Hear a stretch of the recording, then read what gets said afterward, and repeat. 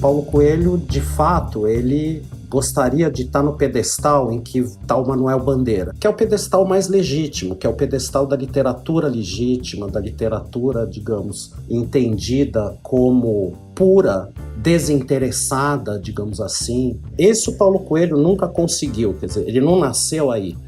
A produção dele não é uma produção adequada a esse tipo de pedestal. A Clarice, ela, de certa forma, é uma escritora do tipo Manuel Bandeira. Ela sabe que ela tem o pedestal disponível se ela quiser, mas ela pode escarnecer desse pedestal. Ela pode propor uma releitura desse pedestal, enfim. Ela pode aparecer como a esfinge, a escritora difícil, a escritora do trabalho sofisticado com a linguagem, mas ela pode e faz questão também de aparecer como a não intelectual, a que se sente deslocada no meio dos seus colegas escritores. Uma obra literária, diz o professor da USP, Fernando Pinheiro, pode ser entendida como a soma do texto escrito e da imagem de seu autor, e a forma como os escritores se projetam tem forte influência sobre a posição que eles conseguem alcançar no sistema literário.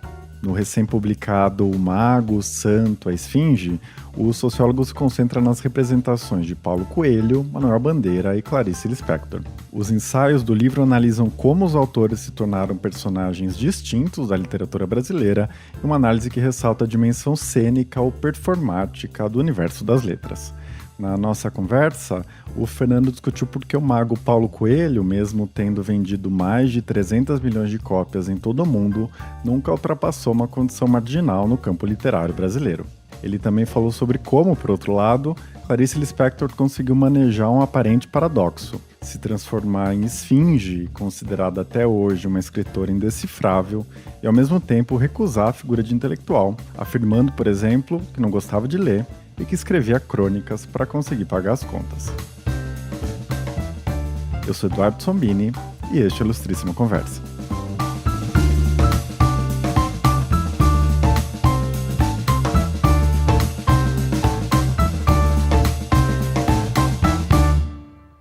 Fernando, seja muito bem-vindo à Ilustríssima Conversa, é um prazer ter você aqui. Eu queria começar tratando da tese mais ampla, que você desenvolve no livro.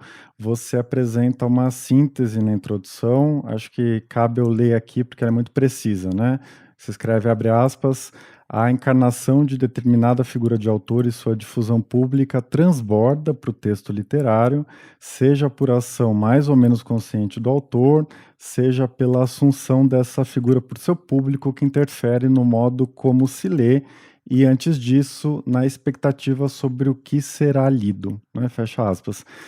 Nesse sentido, isso é muito interessante, Você trata a obra literária não como texto em si, não como livro publicado somente, Mas como a soma dele com a imagem, a representação do autor. Eu queria que você explicasse um pouco melhor essa ideia e por que essa forma de olhar para a literatura desperta o seu interesse, O que ela tem de particular, te motiva a tocar suas pesquisas a partir desse prisma? Bom, eu agradeço o convite, Eduardo, é um prazer estar aqui. Olha, na verdade, isso é uma coisa, um fenômeno, digamos assim, que tem uma localização a partir do século XIX, do final do século XIX, enfim, em que o escritor se torna, aos poucos, uma figura pública, E é claro que isso vai se complexificando mais ao longo do século XX, enfim. Então, eu acho que, a partir desse momento, a obra é bem como você diz, quer dizer, ela não é apenas o texto, é claro que ela vai ser sempre, principalmente, o texto, Mas essas coisas se misturam um pouco. Eu acho que a figura, a persona do escritor, ela gera um determinado tipo de expectativa, um horizonte de expectativa, como se diz, que conduz, de certa forma, a uma certa leitura. Então, eu digo na frase que você leu que isso pode estar, digamos, mais ou menos presente, na consciência do escritor. E se isso estiver muito presente, é possível que o escritor jogue com isso. Eu creio que, provavelmente, a maior parte das vezes, isso não é uma estratégia no sentido mais forte da palavra. É uma coisa que passa, não diria inconscientemente, mas, digamos, pré-consciente, pré-reflexivamente, assim. Mas que pode aceder, digamos, à consciência do autor e ele pode jogar um pouco com isso. Enfim, então, eu acho que para a gente entender a literatura do autor, eventualmente é preciso também levar em conta isso, né? Quer dizer, levar em conta esse jogo entre a escritura e o modo como o autor se apresenta e apresenta a sua própria escritura. Enfim. Isso é importante porque você apresenta outras duas alternativas, né? Não é esse caminho que você investe, né? Que você chama de fechamento textualista, né? Ou seja, uma análise interna à obra, mais formal, né? Aos procedimentos da linguagem, e ao que você chama de fechamento sociológico, né? Concentrada no contexto externo e não na obra propriamente. Eu queria que você falasse um pouco sobre isso, né? Fizesse um panorama um pouco de como essa opção se situa nesse campo de estudos, né? Porque você vem da sociologia da cultura, com uma certa bagagem, certas referências, e existem outras formas de olhar para isso, né? Nos estudos literários e em outros campos, né? Enfim, como essa perspectiva participa desse debate mais amplo e por que recusar esses dois fechamentos que você apresenta no livro? Eu acho que eles são complementares, eu não acho que eles sejam excludentes, na verdade. Eu acho que eles podem se combinar, embora isso seja raro. Então, quer dizer, sem pensar um pouco nos nomes epistêmicos ou acadêmicos que isso possa ter, né, uma crítica literária versus uma sociologia da literatura, enfim. Há críticos que levam em conta aspectos sociológicos, há sociólogos que levam em conta o texto, mas em termos mais gerais, quer dizer, o problema é isso, é a famigerada relação entre texto e contexto, né? Então, na verdade, o que eu procuro evitar é qualquer alternativa que se feche exclusivamente num desses dois pontos, né? Quer dizer, durante muito tempo, a ideia era que a literatura era um trabalho de especialistas que lidavam com o texto e exclusivamente com o texto, digamos, com seus aspectos formais, com as características da linguagem, com o modo como o autor propõe uma determinada forma literária que seja adequada ao material que ele está trabalhando, enfim, e inclusive, em boa medida, as avaliações estéticas, né, levam em consideração isso, a propriedade com que cada autor é capaz de fazer isso, enfim.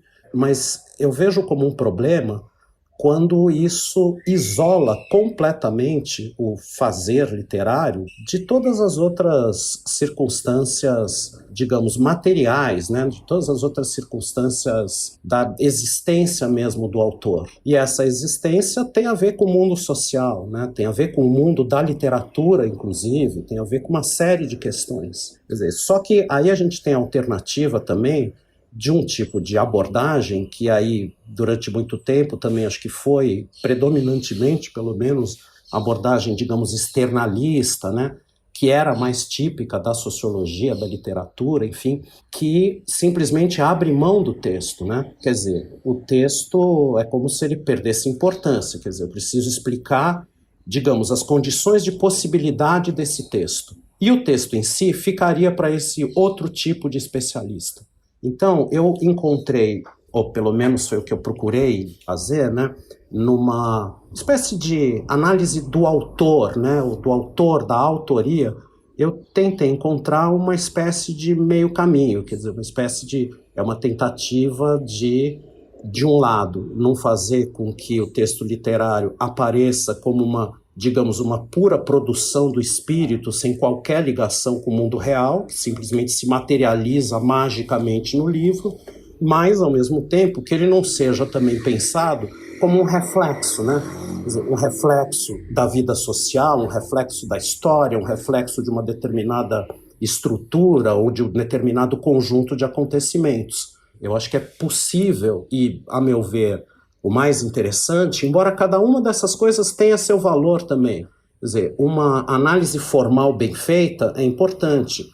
Uma análise que preste atenção nos fatores mais, enfim, às vezes até de sei lá, história de longa duração, pode ser interessante também. Mas eu acho que o desafio maior está em tentar ligar essas duas perspectivas, quer dizer, fazer com que haja um fluxo entre essas duas possibilidades, né? Sem que elas se fechem propriamente, de modo que a gente tenha que fazer uma escolha excludente. Bom, e você reuniu 3 ensaios nesse livro, né, sobre 3 autores brasileiros icônicos, né, Paulo Coelho, Manuel Bandeira e Clarice Lispector. Antes da gente tratar de questões específicas a cada um deles nesses ensaios, eu fiquei curioso para saber o que te motivou a analisar esses 3 escritores específicos, né, por que os 3?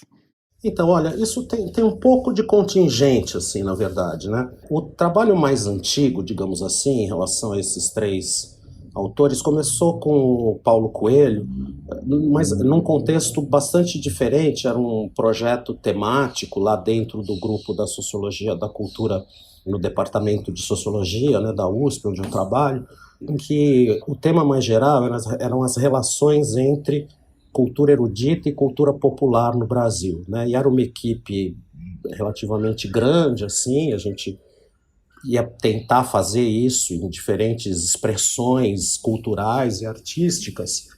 E aí eu lembro que alguém sugeriu, na verdade, falou, olha, eu acho que a gente tinha que tratar do Paulo Coelho. E por alguma razão me deu um estalo, eu falei, eu topo, eu quero fazer. E aí comecei a pesquisar o Paulo Coelho e lembrei, talvez, aí da Clarice Lispector, porque tem o Paulo Coelho é o mago, como ele se autodefine, gosta de se apresentar, enfim. Mas a Clarice Lispector também, ela tem uma relação um pouco com essa, a gente podia chamar dessa contracultura, talvez, mais esotérica, né? Enfim, então só para dar um exemplo que vai deixar isso bastante claro, eu comento no livro a participação da Clarice num congresso mundial de bruxaria, né, que aconteceu, acho que foi na Colômbia, né, nos anos 70. Então, eu pensei imediatamente isso, porque falei, bom, a literatura do Paulo Coelho, ela passa a ser objeto de desconfiança, porque ele é um mago. Já a Clarice Lispector pode perfeitamente participar de um congresso de bruxaria que a sua literatura continuará sendo, enfim, muito bem respeitada, né, como grande literatura. Quer dizer, isso não ameaça o lugar canônico que a sua produção tem, né? E aí eu pensei, bom, isso aqui dá um bom contraste. E aí eu pensei em colocar nesse jogo, digamos assim, uma terceira figura que não fosse nem romancista e que não se encaixasse muito bem nessa coisa de na assunção de outros papéis eventuais que não o papel do próprio escritor. E eu achei que o Manuel Bandeira era uma figura que poderia, digamos, preencher essa função, né, de contraponto e que se coordenaria, na verdade, com as outras figuras de escritor que eu estava desenvolvendo, digamos assim. Então, foi mais ou menos assim que surgiu a seleção, né, digamos, desses autores. Mas eu dizia para você que isso tem um quê de contingente, porque a gente pode pensar que há outros magos, outros santos e outras esfinges na literatura brasileira, e, enfim, então calhou de ser esses.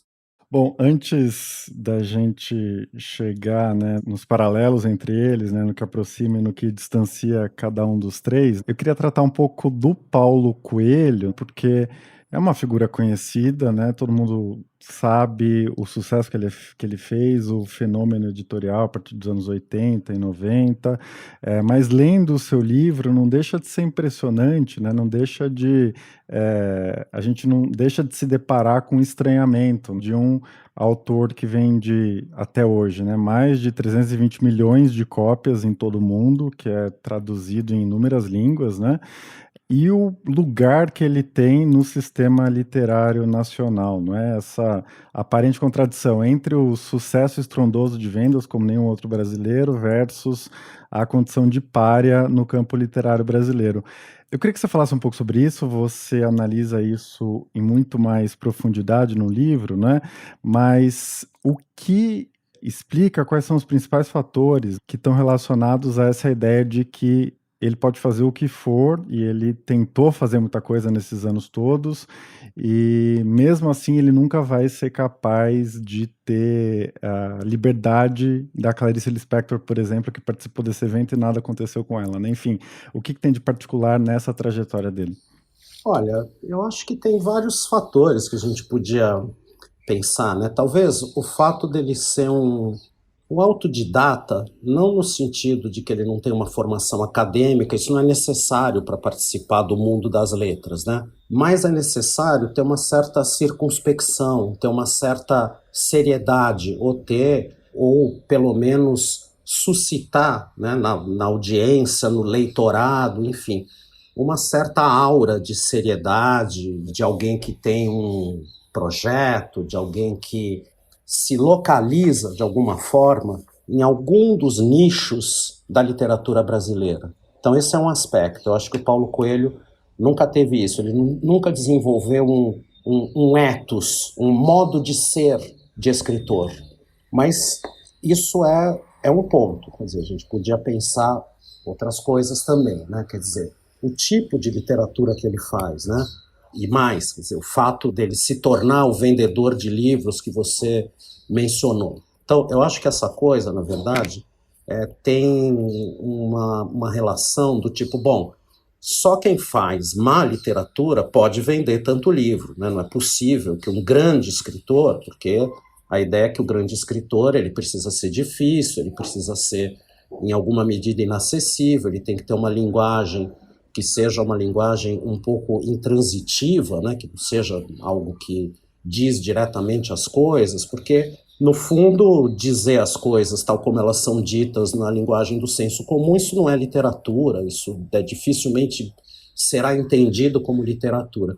E se ele passasse desapercebido, tudo bem, quer dizer, não ia causar... O problema todo é justamente vender 320 milhões de livros. E mais, o reconhecimento que ele ganhou no exterior. Aqui a gente teria que também fazer um paralelo, porque é muito diferente a recepção dele no Brasil e, digamos, na Europa, nos Estados Unidos, em países árabes, enfim. Mas eu acho que tem a ver com a estrutura do sistema literário, do campo literário no Brasil, né? Quer dizer, no Brasil é um pouco o tudo ou nada. Quer dizer, tem lugar para o grande escritor ou para o que ocupará o lugar do grande escritor, e aqui sem entrar no mérito da qualidade dessa obra, enfim, ou então é aquele que simplesmente não é escritor, né? Quer dizer, o problema do Paulo Coelho não é que ele não foi considerado um bom escritor, pelo contrário, ele é um péssimo escritor, é que ele não é escritor. É como se no Brasil escritor fosse sinônimo de grande escritor, fosse alguém que necessariamente já aspira ao reconhecimento máximo. A Academia Brasileira de Letras, talvez, embora ele tenha chegado lá, né? E uma autora como a Clarice Lispector, talvez a gente possa voltar a isso depois, é um dos raríssimos casos de alguém que jamais pretendeu se candidatar à Academia Brasileira de Letras, né?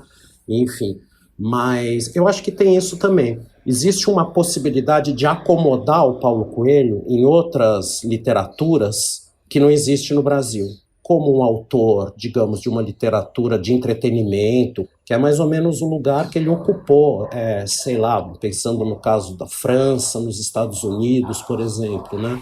Então as comparações não são com os grandes escritores do cânone francês, nem com os grandes, enfim, romancistas do século XX, e nem com, enfim, os melhores escritores, né, os escritores, enfim, de ponta, digamos assim, contemporâneos em cada país. Ele era lembrado numa comparação, por exemplo, com o Saint-Exupéry, na França, com escritores que fazem uma literatura simples, que muitas vezes é a primeira leitura de muitas pessoas, enfim, que sim, que está ligado, digamos, ao entretenimento, sem que isso seja um estigma.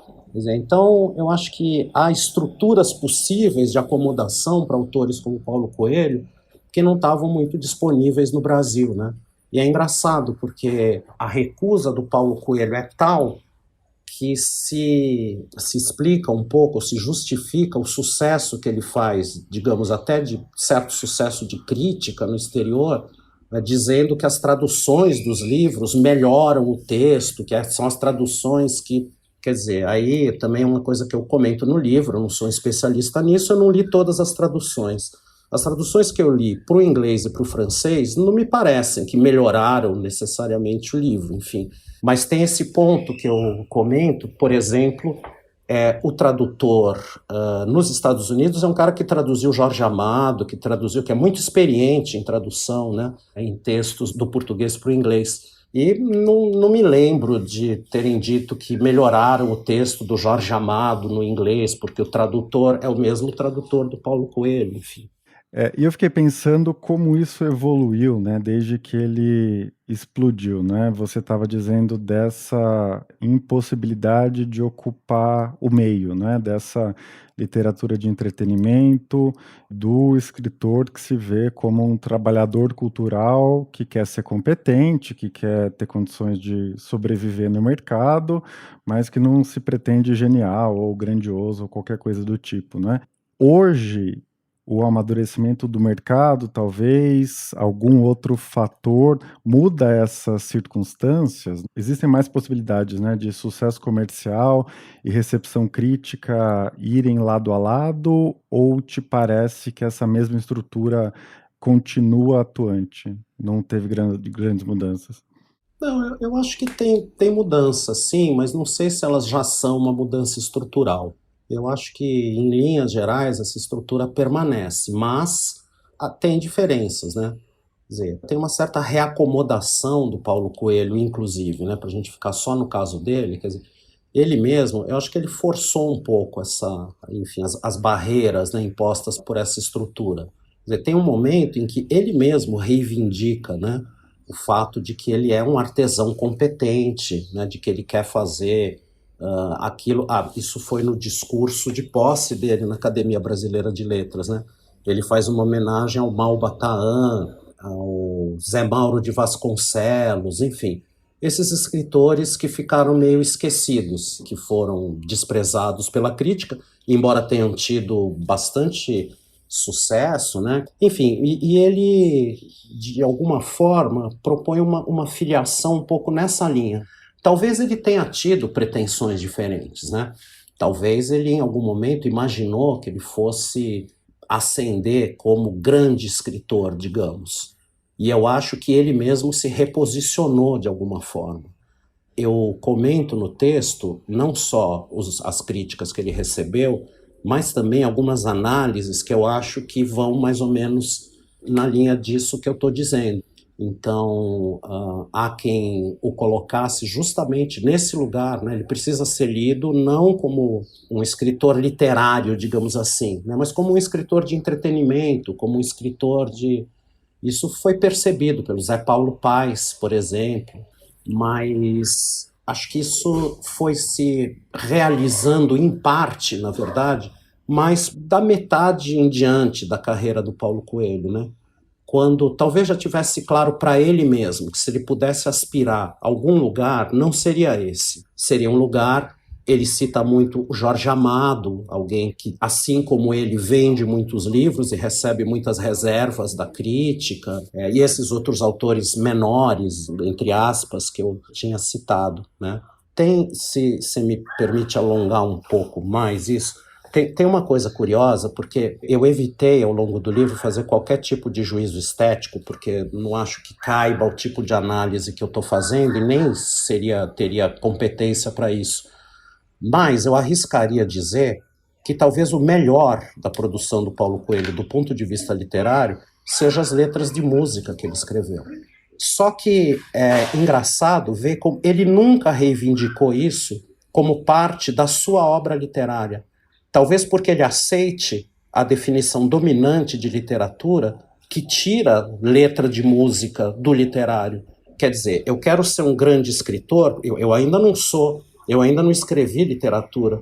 Eu acho que, sobretudo, as letras que ele fez para algumas músicas do Raul Seixas provavelmente ultrapassam, do ponto de vista literário, tudo que ele fez depois. Pelo menos aí sim vai uma opinião pessoal, né?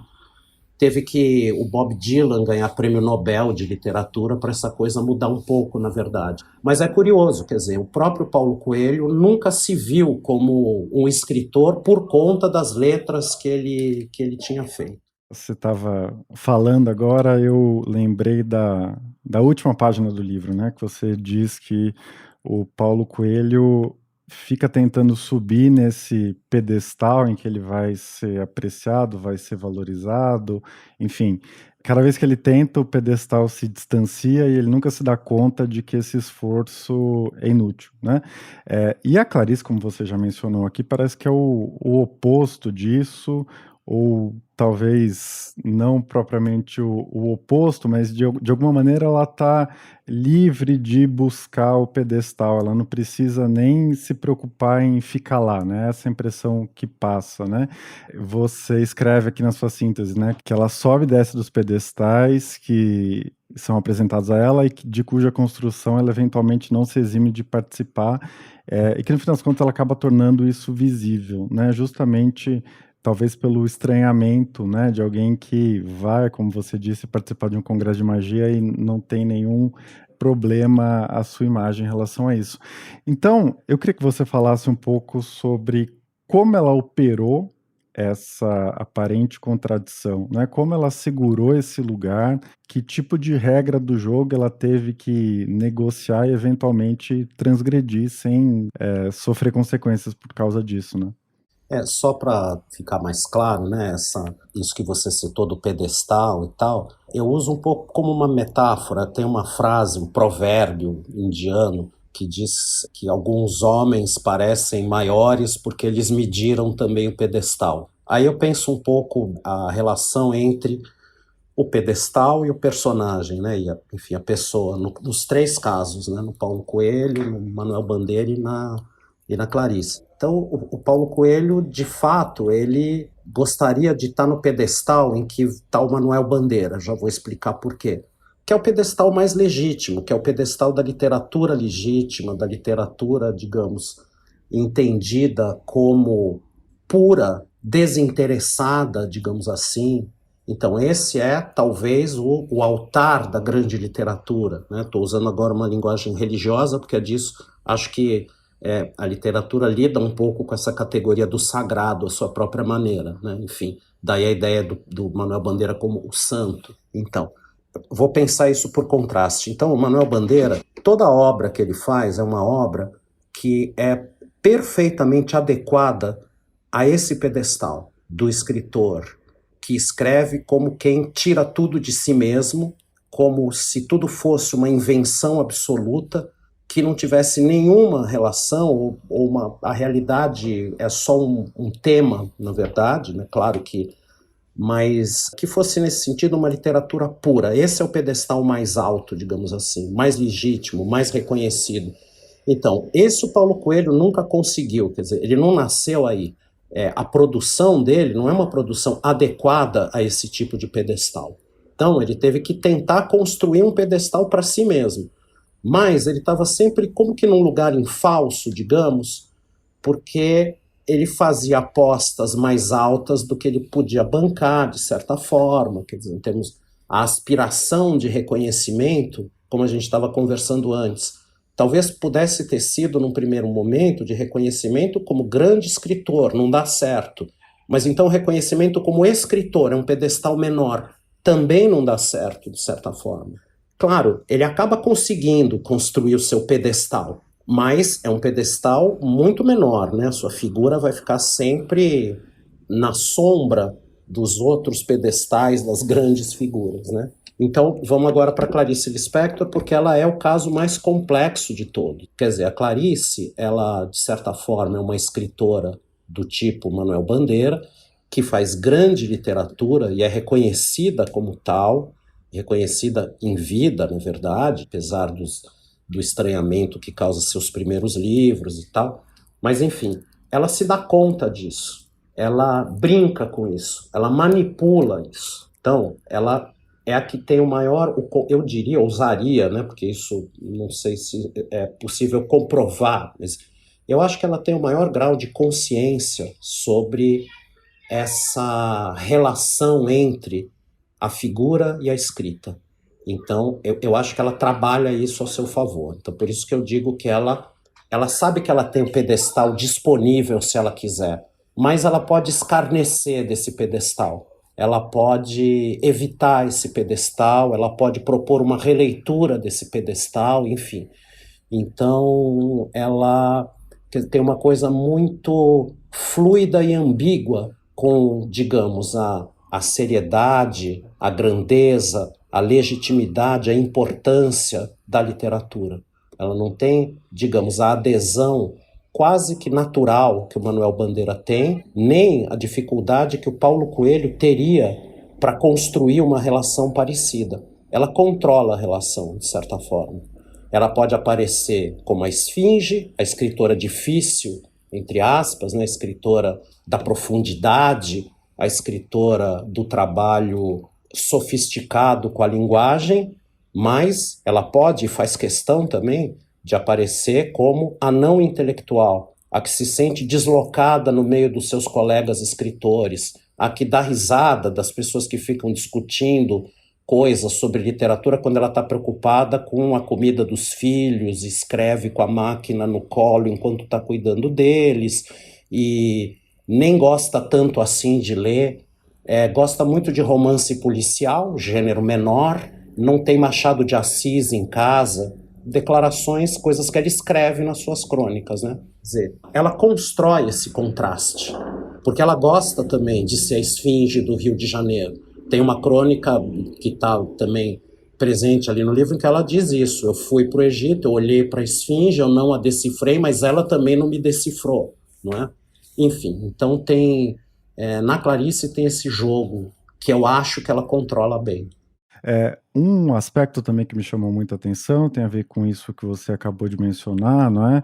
Essa questão das normas de gênero, né, para compreender o percurso dela e a imagem que ela conseguiu forjar, né? Você escreve que ela foi capaz de transgredir na frente de batalha literária, mas que, por outro lado, ela teve que se submeter ao lugar social tradicional das mulheres da época, né? Então, a dona de casa que precisa ganhar dinheiro, né, para sustentar os filhos, sempre se apresenta com humildade, muito provavelmente se rebaixando do ponto de vista artístico, intelectual, etc., né?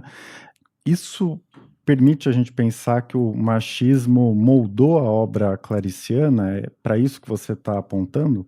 Não, eu acho que aí seria exagerado, quer dizer, eu não diria isso. Eu acho que a condição feminina está presente na obra de muitas maneiras, na verdade. Nunca muito explícita, nunca, e talvez até por isso de um modo mais eficaz e mais perturbador, né? Porque sempre na sutileza, sempre, enfim. Mas é claro que, digamos, a vida literária, se a gente quiser pensar assim, no Rio de Janeiro, em que a Clarice Lispector viveu, era uma vida boêmia, né? Era uma vida, enfim, que tinha a ver com algo que eu acho que era, se a gente for fazer essa clivagem, né, do mundo entre masculino e feminino, era um mundo masculino.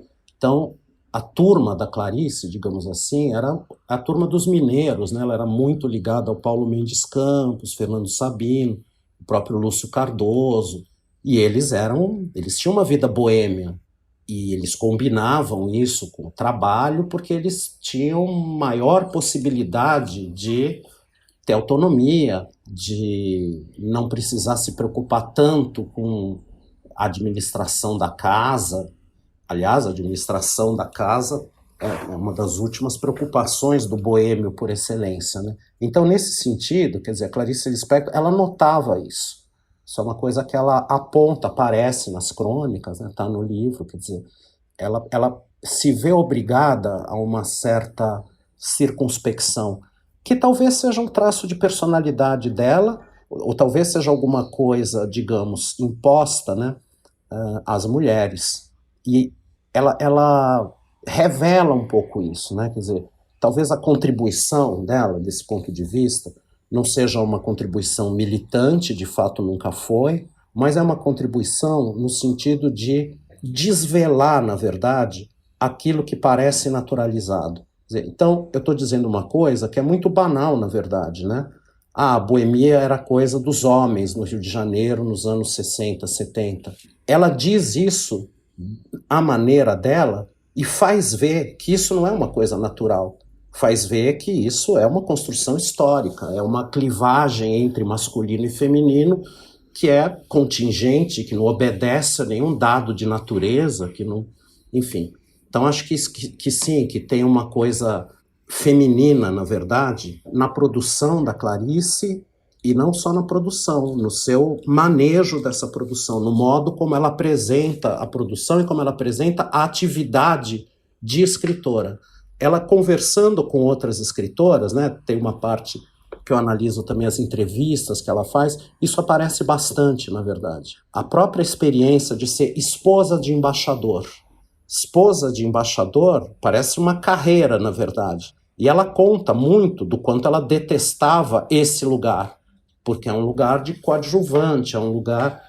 Bom, basta lembrar que não existe muito a posição social do marido de embaixatriz, né? Existe a esposa de embaixador. Isso é uma coisa que ela diz com todas as letras, né? Quer dizer, o quão desconfortável era esse lugar, porque era um lugar de aprisionamento do feminino, né?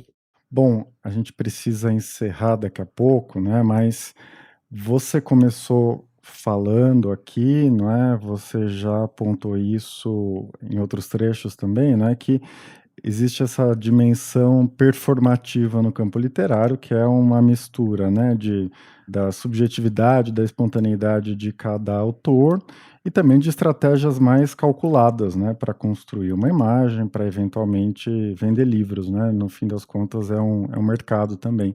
E lá no final você menciona isso, né, dessa transformação mais recente, dessa estratégia mais pragmática, mais deliberada de construção de uma imagem, né? Com a hipermediatização da literatura, com a ascensão das redes sociais e com essa obrigação de ser uma persona de os autores, os escritores, tanto os estabelecidos quanto os aspirantes, né, terem uma marca e se venderem a partir dessa marca. Como isso se desenrola hoje, né? Que questões você está olhando, você está refletindo nesse cenário que parece ser muito diferente do que o Paulo Coelho enfrentou nos anos 80, do que a Clarice viveu nos anos 70, por exemplo, né? Olha, isso aí eu acho que é tema para uma pesquisa, enfim, né, um objeto possível de uma pesquisa que levaria algum tempo, na verdade. Quer dizer, eu acho que tem alguns sinais, né, tem umas coisas um pouco que, se a gente pensar na literatura como sendo a expressão, digamos, de uma vocação espontânea, qualquer coisa assim, parecerão muito estranhas, né?